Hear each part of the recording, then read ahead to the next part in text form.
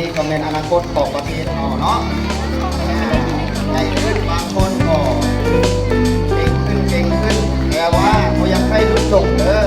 ใหญ่ขึ้นปสองปสามปสี่ปห้ายังให้เก่งขึ้นเนาะเขายังให้รุ่นน้อยปล่อยลงเนาะให้เก่งเพิ่มขึ้นสำหรับผู้ที่ยังไม่ทันได้